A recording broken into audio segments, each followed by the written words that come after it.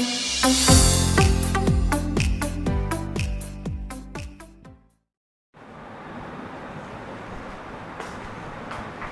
दोस्तों, स्वागत है आपका आपके अपने YouTube चैनल फतेह क्लासेस पर। दोस्तों, हमारा टॉपिक चल रहा है मौर्य काल और उसी के अंतर्गत आज अपने पढ़ने जा रहे हैं मौर्य काल से संबंधित शासक। और सबसे पहले जिस शासक के बारे में पढ़ने जा रहे हैं उस शासक का नाम है चंद्रगुप्त मौर्य। क्या नाम है? चंद्रगुप्त मौर्य। ये चंद्रगुप्त मौर्य है, नाम तो बहुत बाद में जाकर हमें पता चला है। उससे पहले अलग अलग इतिहासकारों ने इसके बहुत सारे नाम दिए हैं। और उसके अलावा ये जो शासक है ये बहुत ही महान शासक हुआ है। इसका वंश जो बहुत महान वंश हुआ है। इस शासक के अगर उपलब्धियों की बात करें दोस्तों, तो ये प्रथम ऐतिहासिक शासक है। प्रथम ऐतिहासिक का मतलब कि इसके काल से पता चलता है जो इतिहास है, शासकों का जो इतिहास है उसकी क्रमबद्धता का यहीं से शुरुआत होती है। दोस्तों, ये वो शासक है जिसने भारत के अंदर जो राजनीतिक सत्ता जो जगह जगह बिखरी पड़ी थी उसको समेट कर एक सूत्र में पिरोया था। ये वो शासक है जिसने भारत को विदेशी दासता से मुक्त किया था। दोस्तों, हमारा जो देश है वो ये नहीं है कि अंग्रेज़ों का ही गुलाम हुआ था। उससे पहले भी बार बार हमारे देश ने गुलामी झेली है, विदेशी आक्रमणों को झेला है। उनके अंदर सबसे पहले हमारे देश को जो राजनीतिक एकता के अंदर बांधा था वो ये शासक था चंद्रगुप्त मौर्य। विदेशी दासता से जो प्रथम मुक्ति दिलाई थी जिसने, वो था ये शासक चंद्रगुप्त मौर्य। बहुत सारी बातें हैं इसके बारे में करने के लिए। ये आज के युग के लिए, आज के जो स्टूडेंट्स हैं उनके लिए बहुत ही मोटिवेशनल एक स्टोरी है इसकी स्टोरी। क्यों? क्योंकि जिन परिस्थितियों से निकलकर इसने अपने आप को ऊपर उठाया,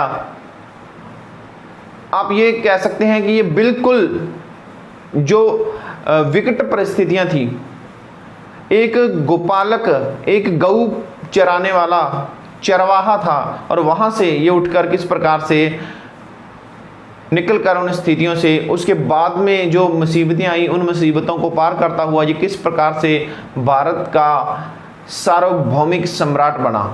दोस्तों, आज हम एक नौकरी, एक जॉब पाने के लिए जो मेहनत करनी पड़ती है उससे भी हम जी चुराते हैं, भागने की कोशिश करते हैं। लेकिन ये वो सम्राट है जिसने पूरे भारत को जीत लिया था। आज जो वर्तमान स्वरूप है भारत का उससे भी कहीं बड़ा इसका क्षेत्र था। तो इसके बारे में अपने एक एक करके पढ़ते हैं। तो शुरुआत करते हैं दोस्तों इसके बारे में, चंद्रगुप्त मौर्य के। दोस्तों, सबसे पहले तो बात करें जो आज अपने वंश पढ़ने जा रहे हैं, यानी कि चंद्रगुप्त मौर्य किस वंश से संबंधित है, तो वो है मौर्य वंश। कौन सा वंश है? मौर्य वंश। इसके काल की बात करें तो दोस्तों इसका काल आता है 323 ईसा पूर्व से 185 ईसा पूर्व। कहीं कहीं पर ये आपको 322 ईसा पूर्व से 184 ईसा पूर्व भी मिलेगा। ठीक है, तो इसमें ज़्यादा कंफ्यूज होने की ज़रूरत नहीं है, एक ही ऑप्शन में आएगा तो आसानी से अपने को पता चल जाएगा। अब इस वंश का संस्थापक कौन था? इस वंश का संस्थापक था चंद्रगुप्त मौर्य।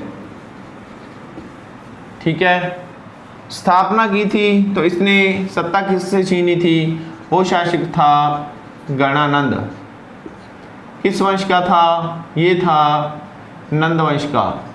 ठीक है, तो नंद वंश के शासक गणानंद से सत्ता छीनकर चंद्रगुप्त मौर्य ने किस वंश की स्थापना की? मौर्य वंश की।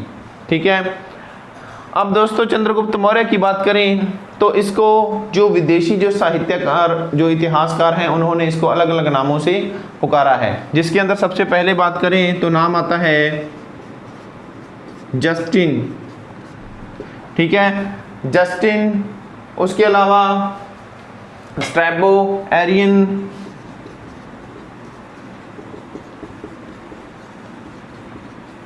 इन लोगों ने इसको कहा है सैंड्रोकोटस। क्या नाम दिया है इसको? सैंड्रोकोटस। यानी कि अगर इसके बारे में, मौर्य वंश के बारे में, इस शासक के बारे में हम इन लोगों का जो लिखा हुआ इतिहास पढ़ते हैं, यानी कि जस्टिन स्ट्रैबो एरियन का, तो वो वहां पर इसका नाम चंद्रगुप्त मौर्य नहीं देते, वो इसका नाम सैंड्रो कॉटस देते हैं। यानी कि कोई भी वर्णन करते हैं तो वहां पर इस प्रकार से लिखा हुआ आता है कि इस जगह का शासक सैंड्रो कॉटस था, या उसने ये प्रयास किए, इस प्रकार से मतलब युद्ध लड़े, तो वहां पर बार बार नाम किसका आता था? Sandro Coates. उसके अलावा और भी विदेशी साहित्य का इतिहासकार हैं जिसके अंदर नाम आता है एपियन और प्लूटार्क का। एपियन और प्लूटार्क, ये इसका नाम बताते हैं दोस्तों एंड्रोकॉटस। ये सैंड्रोकॉटस है और ये कौन सा है? एंड्रोकॉटस। उसके बाद एक नाम आता है फिलिकर्स। क्या नाम है? फिलिकर्स। और ये इनका नाम बताते हैं सैंड्रोकॉप्टस। क्या नाम बताते हैं? सैंड्रोकॉप्टस। इसमें सिर्फ पै का फर्क है। जस्टिन स्ट्रैबो एरियन क्या बताते हैं? सैंड्रोकॉटस। एपियन और प्लूटार्क क्या बता रहे हैं? एंड्रोकॉटस। और फिलिकर्स क्या बता रहे हैं? सैंड्रोकॉप्टस। ये जो सारे नाम हैं ये एक ही शख्स के नाम हैं जिसका नाम है चंद्रगुप्त मौर्य। ठीक है। अब दोस्तों ये जो तीनों नाम हैं, इन तीनों नामों की, यानी कि ये तीनों नाम चंद्रगुप्त मौर्य के नाम हैं, इसकी पहचान किसने की थी? इसकी पहचान सबसे पहले हुई थी 1793 में। कब पहचान हुई थी? 1793 ईस्वी में इसकी पहचान की गई। किसके द्वारा की गई? तो इसकी पहचान की गई विलियम जोन्स के द्वारा। यानी 1793 में विलियम जोन्स नामक व्यक्ति आता है और वो पहचान करता है कि ये जो तीनों नाम हैं ये किसके नाम हैं? ये हैं चंद्रगुप्त मौर्य के नाम। ठीक है।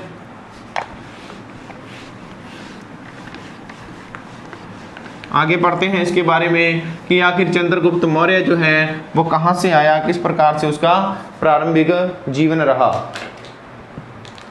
दोस्तों अब जो आज का अपना टॉपिक है चंद्रगुप्त मौर्य, ठीक है, इससे संबंधित आपने को 4-5 ही क्वेश्चन हल करने हैं।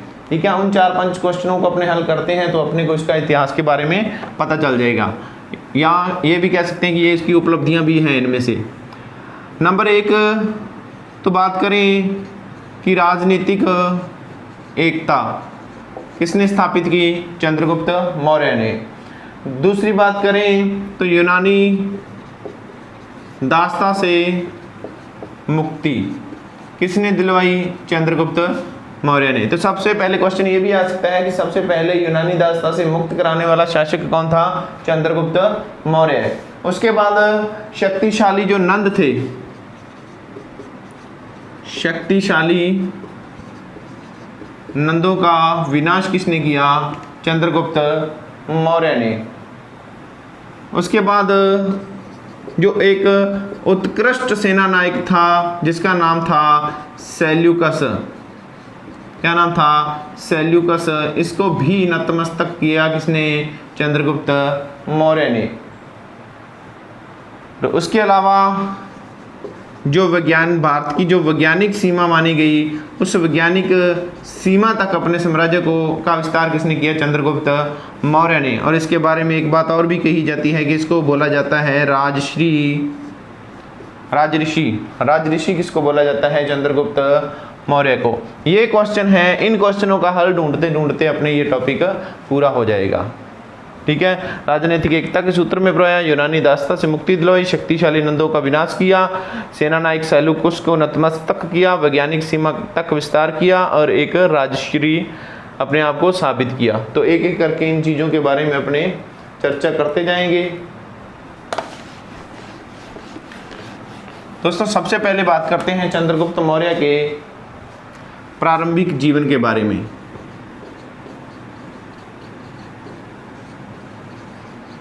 कि चंद्रगुप्त मौर्य का प्रारंभिक जीवन कैसा था, कहाँ से निकल कर आया था, वो किस वंश से संबंधित था। ठीक है।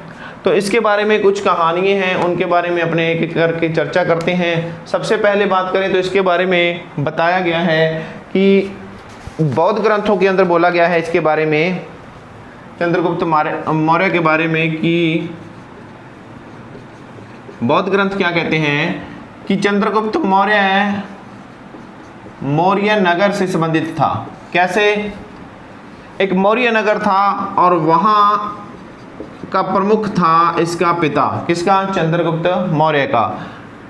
क्या होता है कि इसका पिता एक सीमांत युद्ध में मारा जाता है, सीमांत युद्ध में मारा जाता है। और उसके बाद जो चंद्रगुप्त मौर्य होता है वो अपनी माता के गर्भ में होता है उस टाइम। ठीक है, पिता सीमांत युद्ध में मारा जाता है और उस समय चंद्रगुप्त मौर्य कहाँ पर है? अपनी माता के गर्भ में। इसके भाई इसकी माता को यहाँ से सुरक्षित पहुँचा देते हैं पाटलिपुत्र में। ठीक है, और यहाँ पर जाकर चंद्रगुप्त मौर्य का जन्म होता है। उसके बाद कुछ परिस्थितियाँ इस प्रकार की बनती हैं कि इसकी माता यानी कि चंद्रगुप्त मौर्य की माता इसको गोपालकों को दे देती है। किसको दे देती है? गोपालकों को। गोपालक यानी कि गऊ चराने वाले, गऊ पालने वाले, उनको दे देती है। अब कुछ समय तक ये गोपालक इसका लालन पालन करते हैं और उसके बाद में ये दे देते हैं एक शिकारी को। किसको दे देते हैं? शिकारी को। अब इसका बचपन गुजरता है शिकारी के पास, वहाँ पर ये पशु वगैरह चराता है, उन शिकारियों के बीच रहता है और अपना जीवन यापन करता है। लेकिन इसकी जो प्रतिभा थी वो कुछ और ही थी। राजे महाराजाओं जैसे इसके कह सकते हैं कि इसके गुण थे और वो गुण कहीं ना कहीं कभी ना कभी समय गुजर जाने के साथ वो धीरे धीरे पनप रहे थे और इसके अंदर से बाहर निकल रहे थे। किस प्रकार से इसको पहचाना? तो यहाँ क्या होता है कि शिकारी के पास रहते ये क्या चंद्रगुप्त मौर्य क्या करता था कि खेल खेल में अपने आप को खुद को राजा बना लेता था और दूसरे जो इसके मित्र होते थे उनके जो दुख दर्द, जो उनके झगड़े होते थे, उनका ये निपटारा करता था। ठीक है, और खेल कौन सा खेलता था? खेलता था यहाँ पर राजकीलम खेल। एक दिन ये राजकीलम खेल रहा था। राजकीलम खेल के अंदर ये राजा बना हुआ था, अपने मित्रों के झगड़ों का निपटारा कर रहा था और वहाँ से गुजर रहा था एक व्यक्ति जिसका नाम था चाणक्य। क्या नाम था? चाणक्य यहाँ से गुजर रहा था। इसकी नज़र पड़ती है चंद्रगुप्त मौर्य पर, जो कि उस समय राजा बनकर अपने दोस्तों के झगड़ों का निपटारा कर रहा था, खेल रहा था राजकीलम। इसने यहीं पर चाणक्य ने इसकी प्रतिभा को पहचाना और चंद्रगुप्त मौर्य को शिकारी से खरीद लिया 1000 काशार्पण के बदले।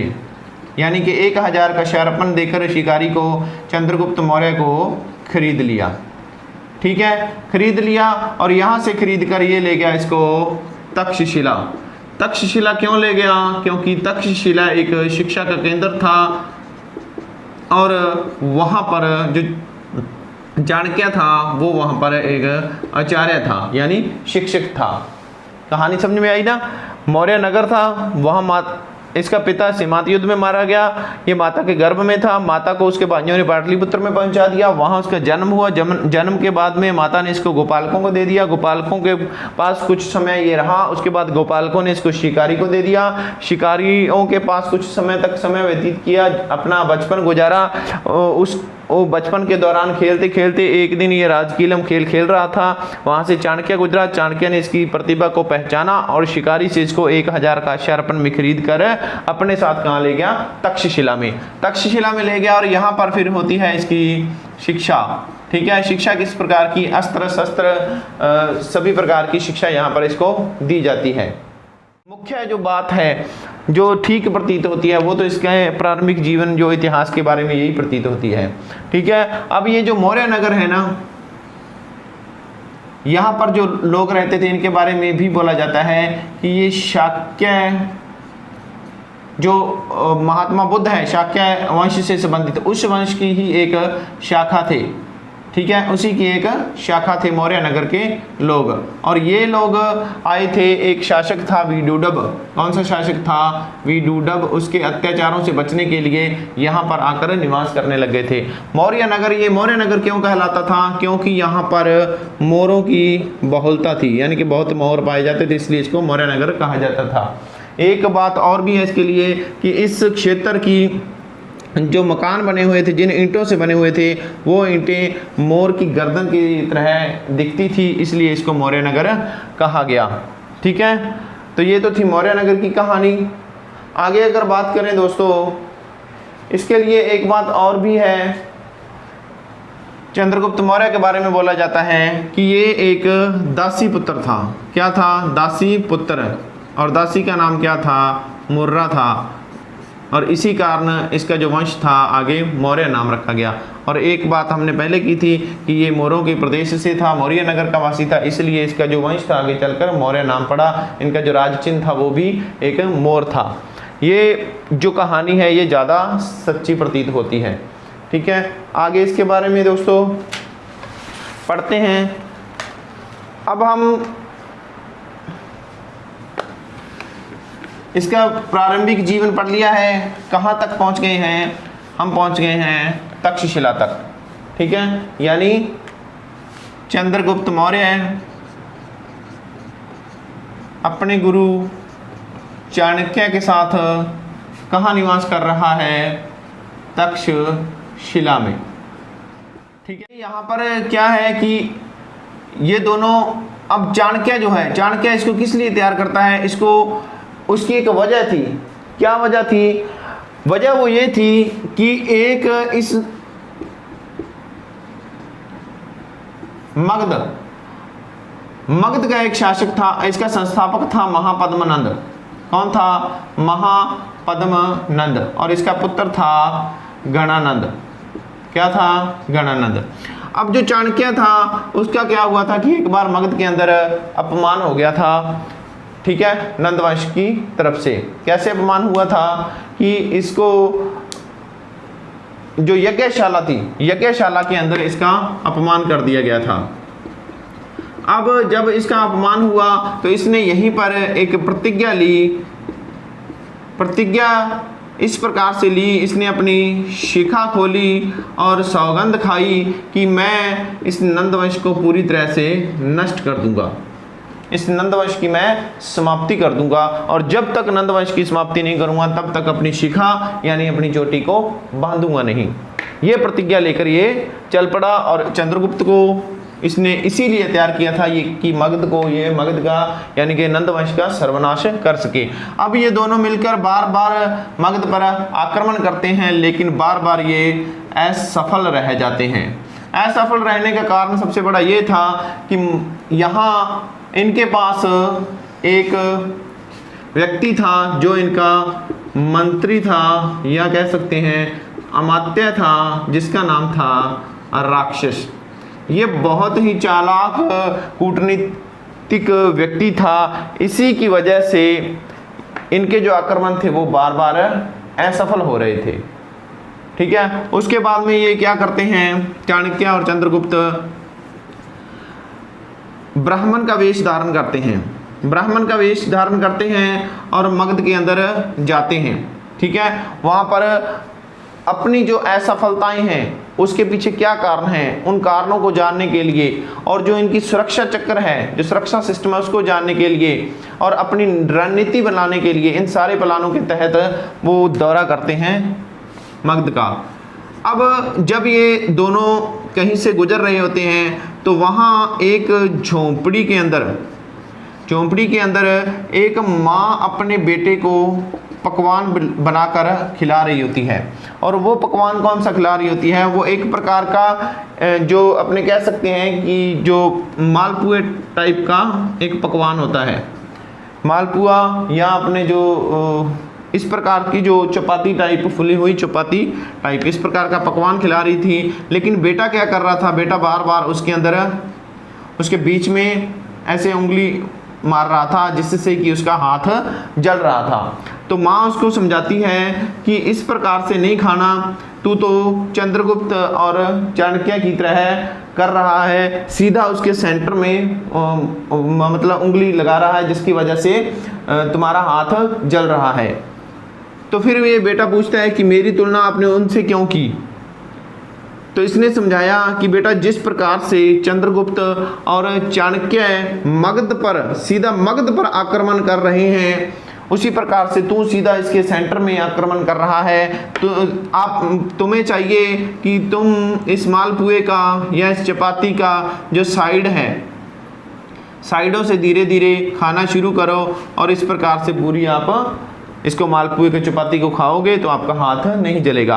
और यही बात से चंद्रगुप्त और चाणक्य अपनी जो गलती है उसको समझ जाते हैं और यहीं से प्लान बनाते हैं कि ये इसके मगध के सीमांत क्षेत्रों को जीतने का, कि सबसे पहले इसके सीमांत क्षेत्रों को जीतेंगे और फिर मगध पर आक्रमण करेंगे।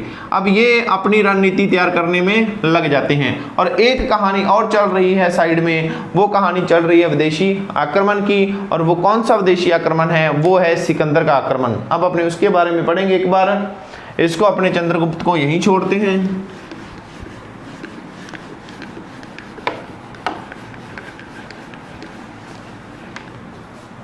अब अपने कहानी पढ़ते हैं जो दूसरी तरफ चल रही है, वो है सिकंदर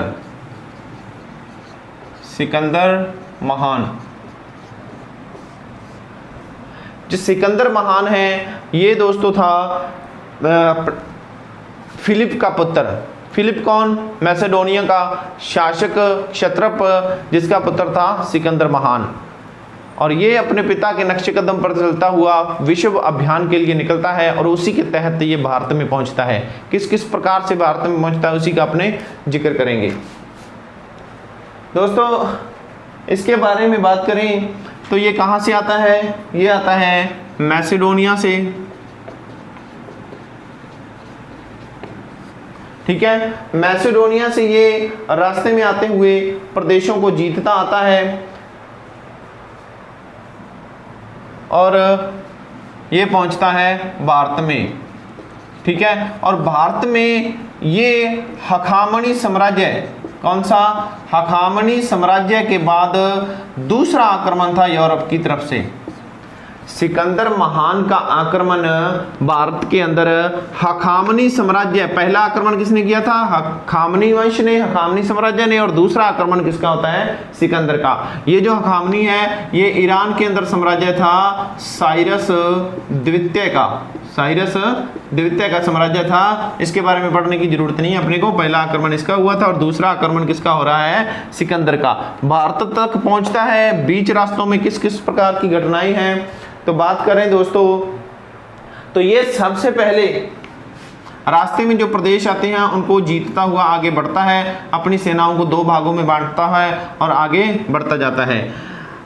ये आता है दोस्तों जो खैबर दर्रा है, भारत के उत्तर पश्चिम में खैबर दर्रा पड़ता है। उस खैबर दर्रे को पार करता हुआ ये पहुंच जाता है तक्षशिला तक। तक्षशिला से पहुंचने से पहले बीच रास्ते में ही इसको मिलता है तक्षशिला का शासक आम्बी। कौन मिलता है? आम्बी। और ये दोस्तों सिकंदर को अपनी तरफ से बहुत सारी भेंट स्वरूप, हीरे जवाहरात, हाथी, इस प्रकार की चीजें भेंट स्वरूप इसको भेंट करता है। किसको देता है? सिकंदर को। ये दोस्तों ये जो शासक है तक्षशिला का आम्बी शासक है, ये भारत का पहला देशद्रोही शासक कह सकते हैं इसको। क्यों? क्योंकि अपने देश के साथ, भारत में अपने देश के साथ विश्वासघात करने वाला ऐसा पहले शासक का विवरण मिलता है। और किसका विवरण मिलता है? वो है आम्बी। कहाँ का? तक्षशिला का, ठीक है। भेंट देता है और उसके बाद ये यहाँ से आगे बढ़ता है और आगे एक शासक शशिगुप्त मिलता है, वो भी इसकी अधीनता स्वीकार कर लेता है। किसकी? सिकंदर की अधीनता स्वीकार कर लेता है। हेमचंद्र चौधरी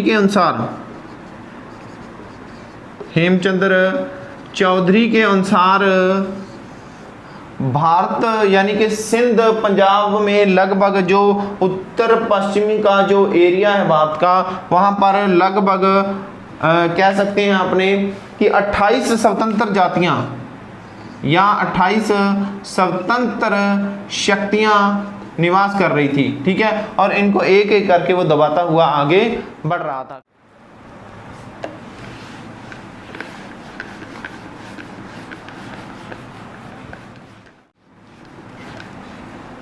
तो दोस्तों ये सिंधु नदी तक पहुंच चुका था सिकंदर, ठीक है। और सिंधु और झेलम इसके बीच में किसका प्रदेश था? आम्बी का। और आम्बी ने आत्मसमर्पण कर दिया था, यानी कि अधीनता स्वीकार कर ली थी, ठीक है। उसके बाद में यहाँ पर ये दरबार लगाता है सिकंदर, और यहाँ बहुत सारे शासक आकर इसकी अधीनता स्वीकार कर लेते हैं। किसकी? सिकंदर की, ठीक है। यहाँ पर ये बचे हुए शासक, जैसे एक शासक था पुरु या कहें अपने पोरस, उसको भी न्योता भेजा जाता है, लेकिन पोरस अधीनता से साफ मना कर देता है और मैसेज ये देता है कि मैं ऐसे विदेशी को सीधा युद्ध के मैदान में मिलूंगा, और इसके लिए फिर सिकंदर तैयार हो जाता है युद्ध करने के लिए, ठीक है। तो यहाँ से कह सकते हैं कि अगर भारत में प्रवेश की बात करें तो सिकंदर ने यहाँ से भारत में प्रवेश किया 326 ईसा पूर्व में। उसके बाद आम्बी से यानी कि सिंधु झेलम के बीच में से झेलम का जो अगली साइड थी, झेलम यानी कि झेलम से लेकर कह सकते हैं कि चिनाब तक, झेलम से चिनाब तक का जो प्रदेश था वो प्रदेश था पोरस का, ठीक है। तो पोरस ने अधीनता स्वीकार करने से मना कर दिया। तो उसके बाद में क्या है, सिकंदर युद्ध के लिए तैयार होता है, और इस झेलम नदी के किनारे, कौन सी नदी के किनारे? झेलम के इस साइड तो बैठा है पोरस, और इस साइड कौन बैठा है? सिकंदर, ठीक है। उस समय ये जो नदी थी इसको पार करना मुश्किल था, क्योंकि उस समय जो बारिश का मौसम था। कुछ समय तक ये दोनों सेनाएं एक दूसरे के सामने बैठी रहती हैं, लेकिन एक रात जब बहुत ज़्यादा बारिश थी, अंधेरा था, तो उसका फ़ायदा उठाकर सिकंदर ने अपने जो सैनिक थे उनको इस नदी के अंदर उतार दिया और पोरस पर आक्रमण कर दिया। पोरस के जो सैनिक थे उसको एकाएक हुए आक्रमण को संभाल नहीं पाए। इसने पहले अपने पुत्र को भेजा 2000 सैनिकों के साथ, लेकिन वो युद्ध के अंदर मारा गया। उसके बाद इसने खुद इसका मुकाबला किया, और लेकिन ये पोरस की जो सेना थी वो सिकंदर की सेना का मुकाबला नहीं कर पाई, तो इसने अपने हाथियों को वापस लौटा लिया, ठीक है। वापस जब लौटा तो सिकंदर इस युद्ध के अंदर क्या हुआ? विजेता हो गया। तो उसके बाद में सिकंदर क्या करता है कि आम्बी को भेजता है पोरस के पास। किसको भेजता है? आम्बी को। किस लिए? आत्मसमर्पण के लिए। लेकिन आम्बी को, गद्दार को देखकर पोरस जो होता है वो क्रोध में आ जाता है, ठीक है, और ये इस पर हमला कर देता है। पोरस किस पर हमला कर देता है? आम्बी पर हमला कर देता है। इस प्रकार का वर्णन हमें एक सिक्के पर देखने को मिलता है, जिसके अंदर पोरस एक हाथी पर जाता है और आगे भागता हुआ कौन है? घोड़े पर बैठा हुआ आम्बी भागता हुआ दिखता है, और पोरस उस पर अपने बर्छे से या भाले से उस पर वार कर रहा है। इस प्रकार का एक चित्र बना हुआ एक मिलता है सिक्का, जिससे हमें इस घटना के बारे में जानकारी मिलती है। अब इसको वापस भेज देता है। तो उसके बाद में सिकंदर एक दल और भेजता है पोरस के पास, और इस दल के अंदर पोरस का एक मित्र होता है जिसका नाम होता है मैरुस, वो आता है। अब ये जो मित्र होता है ये इसको मना लेता है, और पोरस अधीनता स्वीकार कर लेता है और अपनी सेना के साथ सिकंदर के सामने पहुंच जाता है। इसको देखकर सिकंदर इससे पूछता है कि अब तुम्हारे साथ क्या सलूक किया जाए। तो पोरस निर्भीक होकर निडरता के साथ जवाब देता है कि जिस प्रकार का एक राजा को दूसरे राजा के साथ व्यवहार करना चाहिए उसी प्रकार का व्यवहार आप मेरे साथ कीजिए। इससे सिकंदर इसकी वीरता से खुश होता है और इसका जो क्षेत्र होता है वो इसको वापस दे देता है, ठीक है। और उसके बाद यहाँ से सिकंदर आगे बढ़ता है। कहाँ से? झेलम नदी को पार कर चुका था। पोरस का जो क्षेत्र है उसको पार करते हुए, चिनाब को पार करते हुए सिकंदर आगे बढ़ता है, और आगे बढ़कर सिकंदर पहुंच जाता है रावी नदी, ठीक है। यहाँ से क्या है, चिनाब के बाद में कौन सी आई? रावी नदी, और रावी नदी को भी पार करता है, और रावी नदी को पार करने के बाद ये पहुँच जाता है व्यास नदी तक। कहाँ तक पहुँच जाता है? व्यास नदी तक। लेकिन ये जो व्यास नदी है इसको पार करने से सिकंदर के सैनिक मना कर देते हैं। अब इस तरफ सिकंदर की सेना है तो दूसरी तरफ साम्राज्य किसका आ जाता है, मगध का, यानी कि नंदवंश का साम्राज्य शुरू हो जाता है। अब इस क्षेत्र को पार करने से सैनिक मना कर देते हैं। इसके कई कारण बनते हैं कि पीछे कई वर्षों से लगातार युद्ध कर रहे थे, थक चुके थे, अपने घरों से दूर रह चुके थे, अपंग हो चुके थे, लाचार हो चुके थे। इस प्रकार से बहुत सारी मुसीबतें आ गई थी जिससे थक कर ये सैनिक मना कर देते हैं। बहुत मतलब मोटिवेशनल वो उनको उत्साहित करने के लिए सिकंदर भाषण देता है, बहुत सारे प्रयास करता है, लेकिन सैनिक नहीं मानते।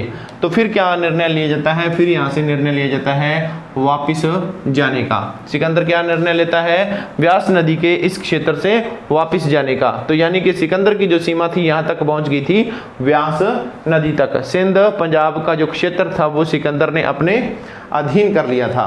और यहाँ से वापस लौटते हुए ये यहाँ पर दो नगरों का निर्माण करता है, जिसका नाम है, एक तो निकेया, ठीक है, जिसका मतलब है विजयनगर, और दूसरा करता है बहुकेफला, ठीक है। एक तो निकेया और दूसरा कौन सा है, दूसरा है आपका बहुकेफला। बहुकेफला मतलब ये क्या था, ये सिकंदर के घोड़े का नाम था, और अपने घोड़े के नाम पर ये नगर बसाता है। दो नगरों का यहाँ पर निर्माण करता है, वापस जाता है। वापस जाते हुए ये रास्ते में बहुत सारे जो विद्रोह हुए थे उनको दबाता हुआ जाता है, बहुत सारी जो जातियाँ थी उनको दबाता हुआ वापस जाता है। उससे पहले ये जो सारे क्षेत्र थे, इन क्षेत्रों के अंदर ये अपने क्षत्रप नियुक्त कर देता है। कौन, किसको नियुक्त कर देता है, क्षत्रपों को।